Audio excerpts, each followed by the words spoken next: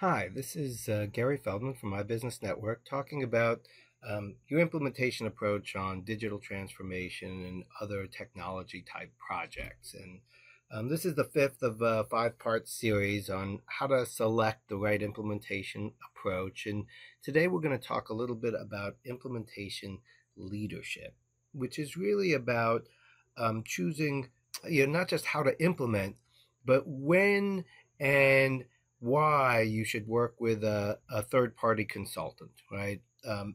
There are many reasons when it makes sense to actually get someone to help you. And then when you're getting someone to help you, how do you choose the right firm or person or both to get the best results with the fastest return at the lowest cost? So I always say it's hard to know what you don't know.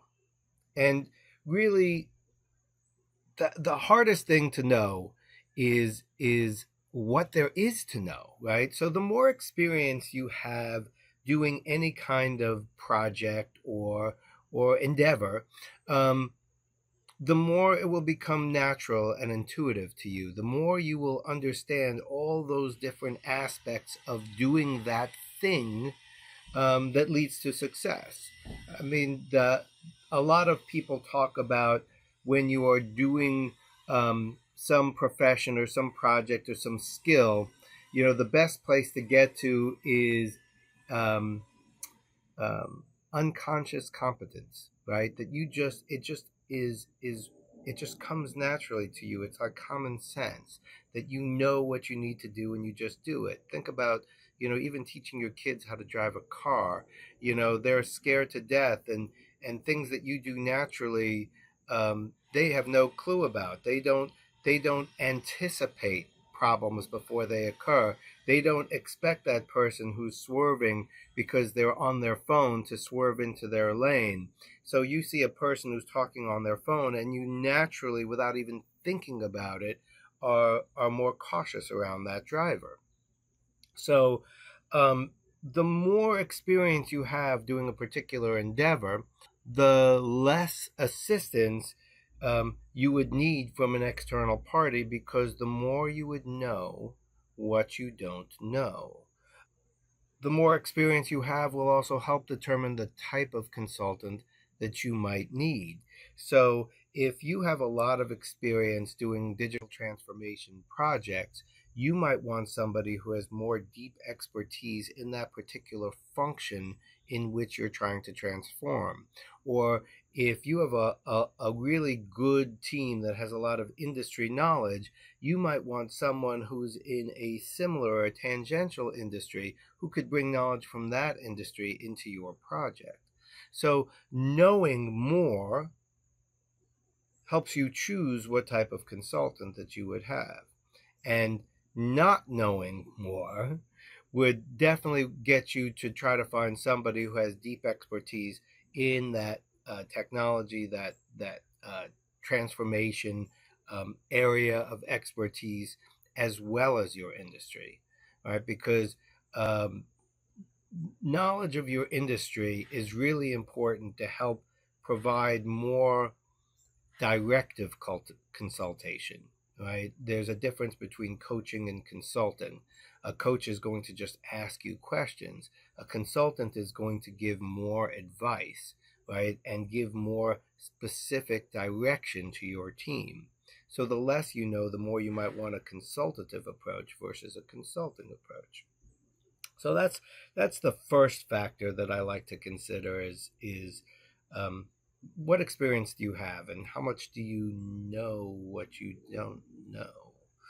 Um, but then that kind of leads to the blessing and the curse of having a lot of expertise in house, right? If you have a lot of industry expertise and you've been doing this for a really long time, and your team has actually gone through this process a number of times, they probably have some form of internal biases as well. We've been doing this forever. We really know what we're doing. Why should we consider some outside thought? Um, and that's where bringing in an external consultant who maybe is more of a coaching style, is going to ask them challenging questions to help remove these blinders that they've put on themselves, that this is the way that our industry works, right? Because even though your industry has worked that way for a number of years, is that the way it is going to work in the future when artificial intelligence comes to play, right? Or when some other disruptive technology or disruptive competitor comes into your market, like, when Amazon goes into all sorts of different things, or Mark Cuban goes into healthcare. There are so many disruptions nowadays that sometimes you need somebody who can help you remove the blinders of your implicit internal bias. The third factor that I like to help my clients consider is independence versus representation. I'm working with a client now through a reselling organization of ERP firms, and going into this project, my goal was to help them come out with a future vision of what their systems are going to look like, regardless of system that's actually selected. So by having experienced multiple ERP systems in multiple different types of organizations of various size, complexity, and industry, I can ask questions that are making them think differently, and asking them, if you could wave a magic wand, how would this be different in the future, right? Forget about system limitations or which particular system you're choosing. And that style also helps remove roadblocks. But because I have no particular implicit bias, I bring in suggestions or ideas that come from multiple systems.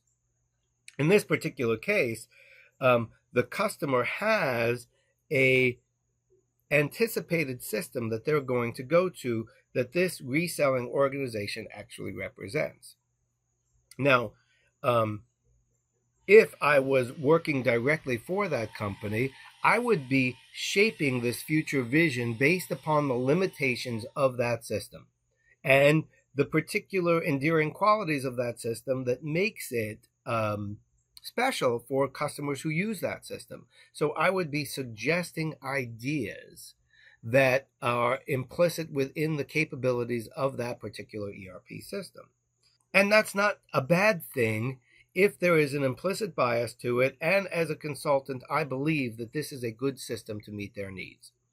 As I've gone through this process, I've been very clear that there is nothing that prevents their current system from doing these things that they want the new system to do.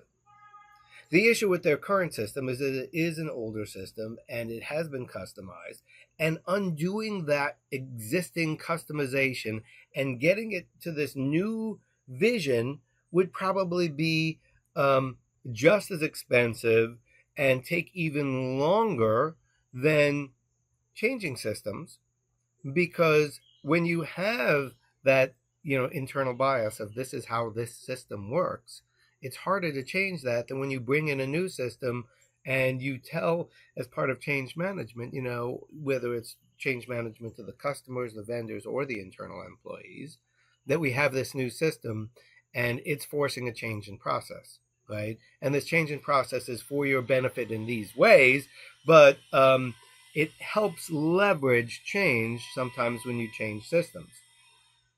So, having an independent voice brings in more ideas, less internal bias, less external bias. But having a representative can actually streamline the process of change, because it's not bringing in ideas that will never be implemented, right? So it's not to say one is better than the other. It's to say that depending upon your particular situation, you may want one or the other. And that's kind of been, the whole idea of this series, is that whatever you're doing is about your company. It's not about me. It's not about my company. It's not about the products that are represented by the consulting firm who you're talking to. It's about you and your customers. And that's all it's ever about. But if I'm representing a particular publisher, I'm not only incented, I'm required to sell a certain amount of software every year. So I, as any individual or corporation, I do what I am incented to do based upon the process and the systems and the incentives that are around me. So really depending upon where you are in your journey and where you are in your level of knowledge, helps you determine not only what type of implementation methodology you're going to choose, but what type of consultant you should engage with if you need to engage with a consultant, because there are some companies who have the internal expertise to do everything internally for a particular type of project where they have the expertise. They have maybe an independent consulting organization within their company, larger enterprises mostly, but yeah, so it's really always a choice, and that choice is about what is best for you and your customers. Now, after being independent for a number of years, I am biased. Everybody has their biases, and I really love this independence because over the past couple of years, members of the network, some of the executives who I've referred to other customers, and some of the customers that we've worked with as a group have really gone with so many different choices. Over the past year, we've probably recommended products in maybe alphabetical order from Acumatica, Microsoft, NetSuite, Sage, SAP, just to name a few. And we've done that not because this is the only one that can work for you, but because based upon your particular circumstance, your culture, your internal expertise, we believe that these three are good potentials for you, and we would like to help you select the right one. So we definitely have biases, and we definitely have our methodology, right? We do not believe in formal RFPs for selecting a system, right? As some of the value-added resellers of publishers' products have told me, I am their best friend and their worst nightmare, in that rather than giving them this long RFP that they have to fill out and waste a whole bunch of time with, I work with my customers to come up with what are those key business processes that are going to differentiate one system from another, and how will they help meet this future vision.